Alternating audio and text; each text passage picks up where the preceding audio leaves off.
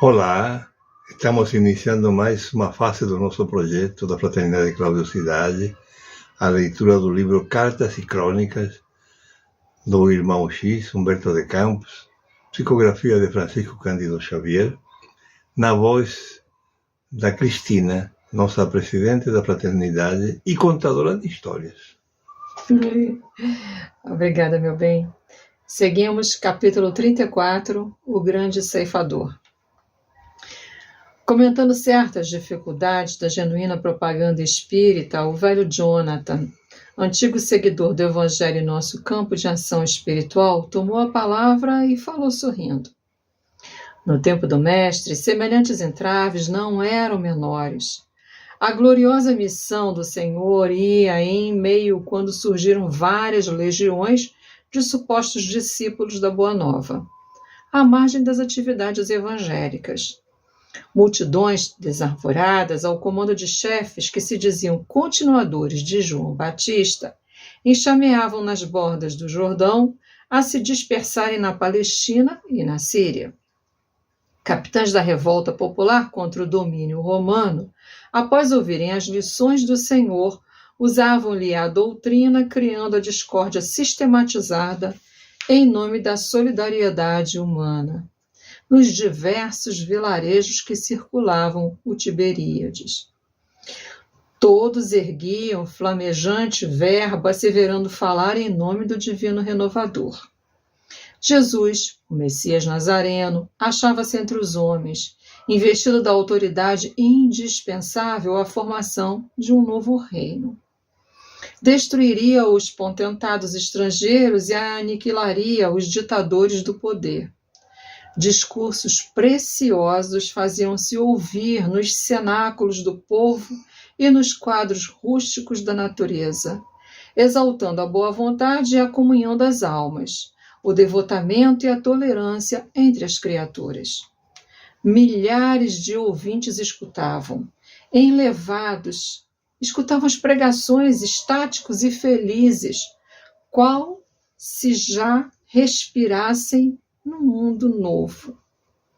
Contudo, no turbilhão dos conceitos vibrantes e nobres, alinhavam-se aqueles que, arrecadando dinheiro para o socorro às viúvas e aos órfãos, olvidavam-nos deliberadamente para enriquecerem a própria bolsa.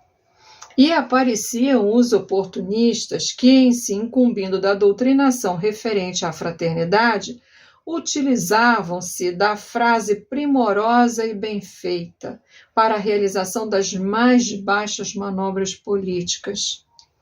Foi por isso que, em certo crepúsculo, quando a multidão se congregava em torno do Mestre junto às águas para recolher-lhe a palavra consoladora e o ensino salutar, Simão Pedro, homem afeiçoado à rude franqueza, valendo-se da grande pausa que o eterno benfeitor imprimira à própria narrativa, quando expunha a parábola do semeador, interpelou-o diretamente, indagando: Mestre, e que faremos dos que exploram a ideia do reino de Deus?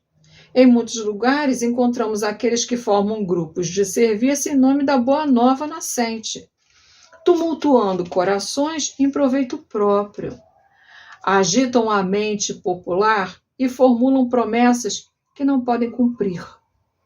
Em Betsaida temos a falange de Berequias ben Zenon, que a dirige com entusiasmo dominante, apropriando-se-vos da mensagem sublime para solicitar as dracmas de pobres pescadores, alegando destiná-las aos doentes e às viúvas.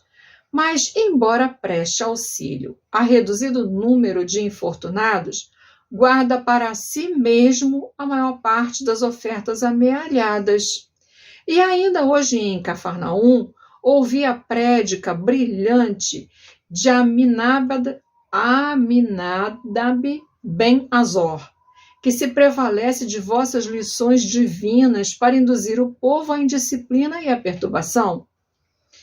Não obstante, pronuncia afirmativas e preces que reconfortam o espírito dos que sofrem nos caminhos árduos da terra. Como agir, Senhor? Será justo nos subordinemos à astúcia dos ambiciosos e à manha dos velhacos? Como relegar o evangelho à dominação de quantos se rendem à vaidade e à avidez da posse, ao egocentrismo e à loucura? Jesus meditou alguns instantes e replicou: Simão, antes de tudo é preciso considerar que o crime confesso encontra na lei a corrigenda estabelecida. Quem rouba é furtado, quem ilude os outros engana a si próprio, e quem fere será ferido. Mas, Senhor, tornou o apóstolo, no processo em exame, creio seja necessário ponderar que os males decorrentes da falsa propaganda são incomensuráveis. Não haverá recurso para assustá-los de imediato? O excelso amigo considerou paciente. Se há juízes no mundo que nasceram para o duro mistério de retificar, aqui nos achamos para a obra do auxílio. Não podemos olvidar que os verdadeiros discípulos da Boa Nova, atentos à missão de amor que lhes cabe, não dispõem de tempo e disposição para partilhar as atividades dos irmãos menos responsáveis. Além disso, baseando-me em sua própria palavra, não estamos diante de companheiros totalmente esquecidos da caridade. Dissesses que Berequias ben Zenon, pelo menos, ampara alguns infelizes que lhe cercam a estrada, e que Aminadib, esse é difícil, Ben-Azor, no seio das palavras insensatas que pronuncia, encaixa em ensinamentos e orações de valia para os necessitados de luz. E se formos sopesar as esperanças e possibilidades, os anseios e as virtudes dos milhares de amigos provisórios que os acompanham, como justificar qualquer sentença condenatória de nossa parte? O apontamento judicioso ficou no ar. E como ninguém respondesse, Jesus espraiou o olhar no horizonte longínquo, como quem apelava para o futuro, e ditou a parábola do joio e do trigo, que consta do capítulo 13 das anotações de Mateus. O reino dos céus é semelhante ao homem, que semeia a boa semente em seu campo. Mas ao dormir, eis que veio o inimigo e semeou o joio no meio do trigo, retirando-se após. Quando a erva cresceu e frutificou, apareceu também o joio. E os servos desse pai de família, indo ter com ele, disseram-lhe: Senhor, não semeaste no campo a boa semente? Por que a intromissão do joio? E ele lhes disse: Um adversário é quem fez isso. E os servos acentuaram: Queres, pois, que o arranquemos?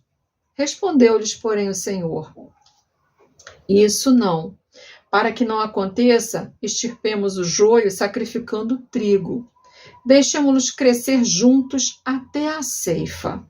Nessa ocasião, direi aos trabalhadores: Colhei primeiramente o joio, para que seja queimado, e ajuntai o trigo no meu celeiro. Calou-se o Cristo pensativo. Todavia, Simão, insatisfeito, volveu a perguntar: Mas, Senhor, Senhor, em nosso caso, quem colherá a verdade separando-a da mentira? O mestre sorriu de novo e respondeu: Pedro, o tempo é o grande ceifador. Esperemos por ele, cumprindo o dever que nos compete. A vida e a justiça pertencem ao Pai, e o Pai decidirá quanto aos assuntos da vida e da justiça. E porque ninguém lhe opusesse embargo à lição, calou-se o mestre para demandar em seguida outros ensinos. Silenciou o velho Jonathan, e a nosso turno, com material suficiente para estudo, separamo-nos todos para concluir e meditar. Me lembra fake news de hoje, né? Quem vai separar a mentira da verdade, né? Pois é. Uma boa reflexão. Verdade. Uma ótima reflexão mesmo. Muito obrigado. Até a próxima. Que Jesus nos ampare a todos. Amém, que assim seja.